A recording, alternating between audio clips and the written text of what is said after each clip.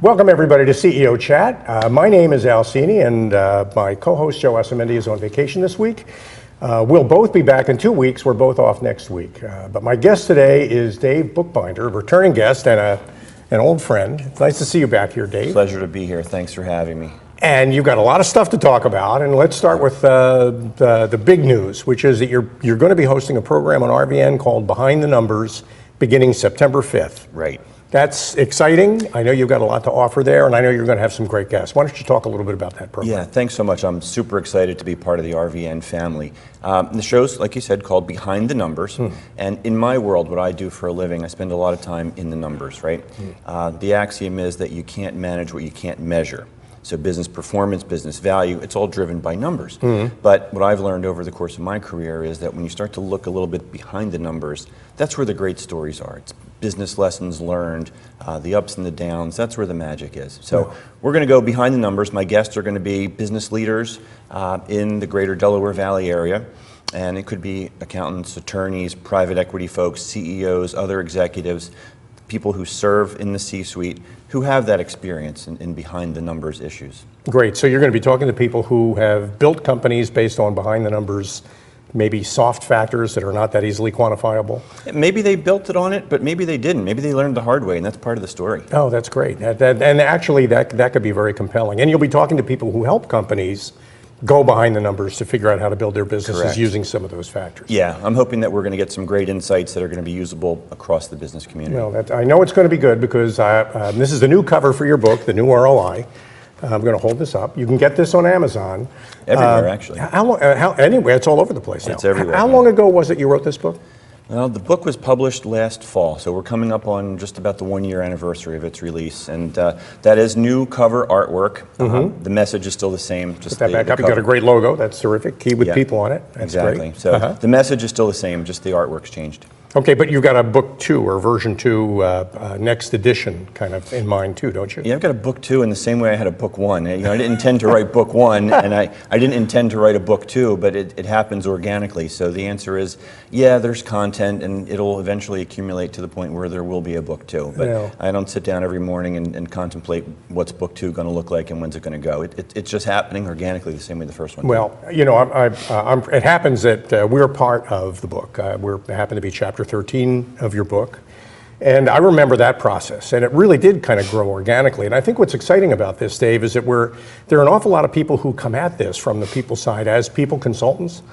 What's exciting about your approach is that you're coming at it from the point of view of an accountant, that is a hard-nosed, by-the-numbers business person who really wants to find out what it is that really makes a company successful, even though sometimes it may not be exactly on the balance sheet.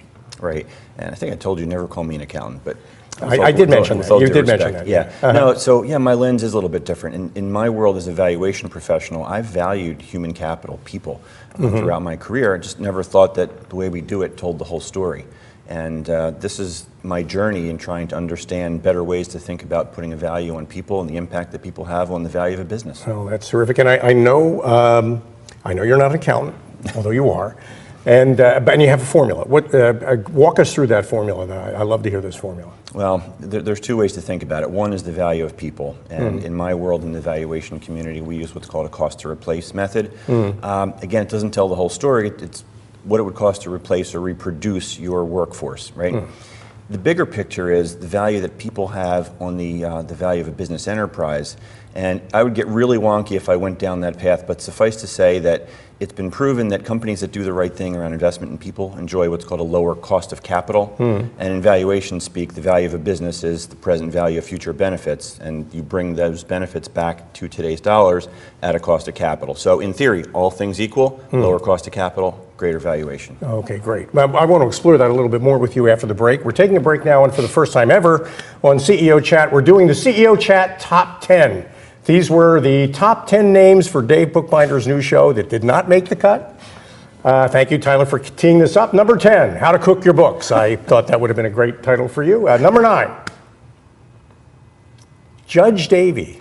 Okay. That's actually, I could see you in a robe. I think that would be perfect. Number 8, Petty Cash Junction. This is kind of a throwback retro name. I'm still stuck on the robe visual. Go ahead. Number 7, Young Accountants in Love.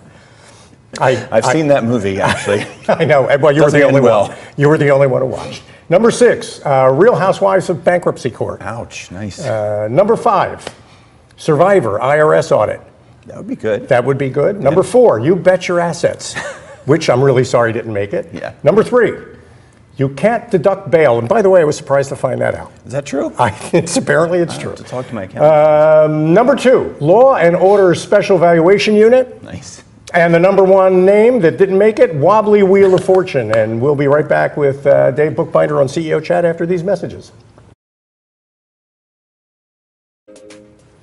Welcome back to CEO Chat. My name is Al Cini. Joe Asamendi is on vacation today. My guest is Dave Bookbinder, author and compendium guy who pulled it together guy, The New ROI, which is a terrific book that you can get not just on Amazon, but all over the place. Yep, exactly. And during the break, before the program, we talked about a quote. I know there's a pretty famous quote that you use all the time Yeah. that's now appearing in media all over the world. Maybe you can fill us in on that. Yeah, it's interesting because I was trying to summarize the concept of the book in kind of a soundbite fashion, and as I was going through it, it just sort of happened and the words fell out of my mouth, and I started to put the quote in different articles, and lo and behold, people are sharing it around the world. So you want to know what the quote is? I want to hear the quote. Yeah. So in summarizing, it's the value of a business is a function of how well the financial capital and the intellectual capital are managed by the human capital. So you'd better get the human capital part right. Well, and that, I mean, it's a quote and it's also a formula. And for me anyway, it actually summarizes what behind the numbers means. Exactly. I mean, the whole point of behind the numbers is that there are certain, I don't want to say intangible because they're very real. A big part of what makes Apple Computer worth $1 trillion isn't just a whole lot of money in the bank or a whole lot of physical assets that they can count up, but there's something about the brand of Apple Computer and about the commitment of loyalty that their people show for this company that makes them worth that much Yes. money. Yeah. And that's what you do with Behind the Numbers. Well, behind the numbers, the show is going to be about more than just that. It's not going to just be about people. It's going to be about other business lessons and other stories. But Good. when you talk about the value of a business, you can't overlook the contribution that your workforce is bringing to the table. Yeah. Because they can increase your value or they can kill your value too. No, well, that's terrific. And you mentioned that in the book. You're going to talk about it on the program at times. What you do for a living, though, is business valuation consultant. Do I have that right? Yes. Okay, and you do that now for the Pine Hill Group. Pine Hill Group, yeah. Okay, but talk a little bit about the nature of that work and what kind of people tend to call you. Yeah, so the cool thing about being at Pine Hill is that we have, I would describe it as kind of a holistic approach because valuation is usually triggered by some transactional event. You've heard me say many times, most times people don't wake up tomorrow and say, you know, I want to know what my business is worth and I'm willing to spend some money to actually find the answer. They're usually trying to complete some kind of a, we'll call it a transactional thing. And in the process of doing that thing, their accountant or the attorney, IRS or SEC, will tell them, you've got to get a valuation of your business, of your intellectual capital, of your stock options. So the great thing about Pine Hill Group is that we offer accounting advisory services, transaction advisory services, and valuation advisory services. So it's kind of the 3 legs of the transactional stool that a company may avail themselves of literally from cradle to grave. Oh, okay, great. So somebody out there who might be thinking about acquiring a company or merging with a company might be a good candidate to call you, to have you come in and give them an objective evaluation of the assets that are associated with that? It could be buying a business, selling a business, raising capital, granting stock options. It could be a business divorce. It could be a dispute. It could be as simple as gifting shares to somebody's kids or their grandkids. A whole host of reasons why valuations are needed. And it may just start with the advice of their attorney or their accountant to contact a business valuation consultant, Yes. or they may get this idea in their heads and want to start with you before they share it with anybody else in their organization. Yeah. What is that engagement like? How does it start? Well, first I just want to say it's a great and rare occurrence when the phone rings and it's somebody who's actually doing some long-term planning. Really? Because, look, the most value that I can add is to help somebody along a path. In the transactional modal, it kind of is what it is, and we're just helping to document and support. But when you start to think about strategic planning, if we get involved early and often, we can really add a lot of value there. You know, I hadn't thought about that, but I'm glad you brought that up. So people out there who might be in the process of developing a 2-year or 3-year or 5-year plan might want to include you as part of that process. You as a consultant could really add a lot of value to that. Yeah, and I'm happy to chat with them whether or not we work together. It just give them mind share. I've seen so many horror stories where things have gone sideways, and if they just had given a little bit of thought up front, it could have ended differently. All right, great. And a little later on, you're going to get to tell everybody how to reach you.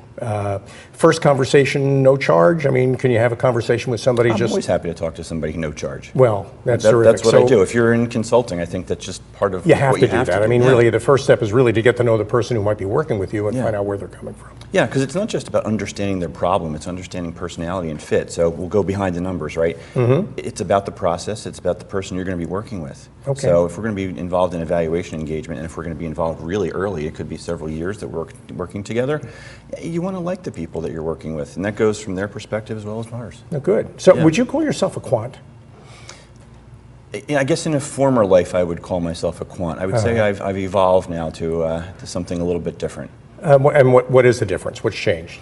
I'm seeing a bigger picture now because, again, not to be cliche, but I used to spend all of my time in the numbers. And as I've matured throughout my career, that's when I really started to look behind those numbers and see the bigger pictures. Well, and your approach to it all has become less deconstructive, less about breaking it all down into pieces and valuing the pieces, and more about looking at the value of a whole as being more than just the sum of its parts. Exactly. And you can help clients with that. Yeah, exactly. Oh, that's terrific. And what about other business issues, things like cash flow problems and, I mean, just the regular day-to-day accounting headaches and bookkeeping headaches that people have? You ever get involved in that? Well, the firm does, and we can help them if they've got accounting issues. So maybe they don't have the staff or the bandwidth to handle the accounting function, or maybe they're tracking towards an IPO in a positive scenario. There's a whole host of things that have to happen in terms of getting prepared to go public with the SEC. Great. So people out there who might be having an operations problem involving cash flow issues could get a hold of you at Pine Hill Group through you. Yeah, and I would say it isn't even the cash flow problems. I would say that if you're a CFO or a CEO and you have a growing business, we can probably add value in a conversation. All right, great. We need to take a break. When we come back, we're going to turn things around a little bit. So we'll be right back with more of Behind the Numbers with Dave Bookbinder after these messages. You're on. Hi, and welcome back to Behind the Numbers. I'm your host, Dave Bookbinder, and today my guest is Al Cini. Dave, what a pleasure to be on your program. Yes, this is great to flip the script. So in the earlier segments, you were kind enough to show this to the audience. And you did mention that you are in Chapter 13.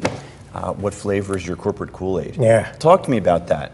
Okay, actually, I'm so glad you asked that question, because there are a couple of expressions that people use all the time, but nobody ever really goes behind the numbers on these questions. They use phrases like, those people know how to walk their talk, or everybody's singing from the same sheet of music. And one of my favorite expressions is, boy, those people really drank the Kool-Aid. It's the expression that people use when they see a group of people that are so committed and so dedicated to their goals that they're willing to give all their time and all their resources and all their efforts to reaching those goals. They stop looking at each other and start looking together forward at what they're trying to accomplish. And we have this process. It's called the Brand and Culture Alignment Toolkit, BCAT. You and I have talked about it a bunch of times. And it starts with an assessment that produces a number called an index of alignment, which is the random agreement among the people in a leadership team or among the stakeholders in a department or a company on what they believe are the goals that they actually share. And it's more of an emotional play than it is a cognitive play. And that index of alignment, we found in some research, is correlated with compound annual growth rates of companies. Right. So the higher the index of alignment, the higher the CAGR tends to be for the companies that enjoy those higher alignment values. Yeah, let's dig a little bit deeper here, Al, because when we talk about culture, and there's a lot that's been written and said about culture and why that matters in terms of employee engagement and increased business value, but you're marrying the brand with the culture. So Apple is a great example that you used. Talk to me about the significance of aligning those two particular variables. I'm really glad you asked that question. Brand and culture tend to be cloudy, grabbing smoke kinds of concepts that most people generally don't spend a lot of time defining. So we thought we'd spend a little bit of time in our practice to defining those terms. We define them very simply on an operational basis. Brand is how you look when you're doing your best work on your best day. It could be the clothing you wear, it could be the language you use, the expressions you use, the tools you bring, the approach you take. That's your brand. That's who other people see you as when you're doing your best work. And your culture is how you feel about that work that you do. what it is that motivates you to do that work, where you get where your sense of pride is hidden in that work, your values. Those are all cultural things. So when you take the way you feel about the work you do and the way you look when you're doing your best work on your best day, what you get is an alignment that causes you to be more productive, causes you to be more effective, tends to get better results and better outcomes over the long term. And our job with the Brand and Culture Alignment Toolkit is to measure and map and close the gaps among the different points of view of the brand and culture of a company or a group. Yeah, I could see where there's some inherent challenges. So I'm going to draw from my world, for example. So let's pretend that there's somebody who works in an accounting firm and they fashion themselves as somebody who's creative. But maybe the firm has a different belief as to what the core value or culture is of that particular brand. Talk about the disconnect and how do you get them lined up? It's not really a disconnect. They're all valid points of view, and that's another great question. If what we do is we ask in the very beginning this thing we call an incorporating question, and the incorporating question is really simple. Think about the whole organization at the level at which we're working. So it could be a department or it could be a whole company. Think about the whole organization as though it were a single person doing its best work on its best day. And we call it the incorporating question, Dave, because it's the core question anybody who forms any company ought to be asking, beyond their work with accountants and with lawyers to get their companies set up. The core question is, what is this company that I'm creating doing when it's doing its best work on its best day? We use a survey instrument called the BCAT survey instrument. It takes about 15 minutes. You take it online, you answer that question, and what we get back is a profile of the ideal personality of that company from that respondent's point of view. We take all that and we map it as a series of dots on kind of a map or a chart or a diagram. The distance among the dots shows us how out of alignment everybody is about what they really believe. What we found is that when people tend to answer those questions in a similar way, the index of alignment, the closeness among those dots tends to be higher. It's a number between 0 and 1. The higher the number goes, the better compound average annual growth rates we tend to get in that company. So it really is, if it turns out that there's somebody inside the company who believes that this particular company is more of an innovative company, it'll show on that map. Everybody will get to see it. And the great thing about this is that it doesn't end the conversation. The survey doesn't tell you what your brand and culture are. The survey tells everybody what they think the brand and culture are, and then we bring everybody together in a room and show them all the different results. And within an hour or two, everybody comes to an agreement. It's amazing how quickly this moves. Everybody comes to an agreement as to what their real brand and culture are. And often, we call that a consensus role target, a role model that represents the company's best self on its best day. Often, that's none of any of the data points we gathered. It's often in a completely different direction. So everybody believes that's where they ought to be headed. That's fascinating stuff. I can see where there's a ton of value in that. I would imagine that there's folks out there watching right now who would want to know more. How can they get in touch with you, Al? Well, for me anyway, it's go to getbcat.com. But this isn't really about me. This is actually getbcat, getbcat.com. But it's really not about me. It's really about you. And by the way, just based on the way you handled that, you're going to be fine in buying the numbers. I think it's exciting, and everybody out there ought to be setting some time aside beginning September 5th. What time of the day are you going to be on? 9:30 a.m., but it's also going to be available on demand. On demand over a period of 30 days, the network makes that available. I think that's terrific. And I know you've talked some about the guests you're planning to have, and just to remind everybody, you're looking for viewers, but you're also potentially looking for people who might want to appear on your program. Isn't that true? That is correct. So what's a good guest for Behind the Numbers? A good guest is somebody who's been in the trenches, whether they've been in a business or consulting to business, with business, and have experience that speaks to things beyond just the numbers and the day-to-day, the stories, the experiences. So for example, if you're in a deal mode, you got to get the deal done and the numbers all have to line up right. But I can tell you from firsthand experience, the story that leads up to the closing or the non-closing is where you really understand what's happening in business. And those stories are what you plan to bring out in the program. Yeah. And the value for a potential guest is they get to talk about their company. They get to describe what their company does. They get to make potential connections with clients for the work that they do. So it's a chance to get their story out. It's also a chance to get them to tell the story behind the story, which is really what you're looking for. Yeah, and that's a lot of value for our viewers who are looking to understand these different lessons and things that they can use. No, that's great. Okay, now we're coming back. We're coming up on that part of the program where you get to tell everybody by looking in your camera how to reach you and why they should give you a call. So why don't you go ahead and do Sure. that? As we said previously, I'm happy to have a conversation with anyone. It doesn't matter whether or not we wind up working together, but I'm pretty sure that myself and my colleagues can probably add some value in the course of a conversation. You can email me at dbookbinder@pinehill.com. You can also find me on LinkedIn, Facebook, and Twitter. Great. And the clients, by the way, could be anywhere in the country. I know Pine Hill Group is based in New Jersey, but you've got clients. We're in Center City, Philadelphia. Center City, Philadelphia. Okay. Yeah, and New York and Princeton as well. Oh, good. Yeah, and clients can be, frankly, anywhere around the world. So, I mean, most of our audience tends to be between New York and Washington, D.C., and out west as far as, let's say, Ohio. But we got some people watching overseas. We have some people watching in California. Anybody anywhere in the country can call you. You'd be happy to talk to them. Absolutely. Always happy to have a conversation. Dave Bookbinder, what a pleasure it is to have Thank you you, on Al. CEO Chat. And thank Always a you, pleasure. all of you, for joining us. Great guest, Dave Bookbinder. My co-host who's not here today, Joe Asamendi. Have a great weekend. We'll see you again back here for more CEO Chat, more great guests beginning in 2 weeks right after Labor Day. Thank you.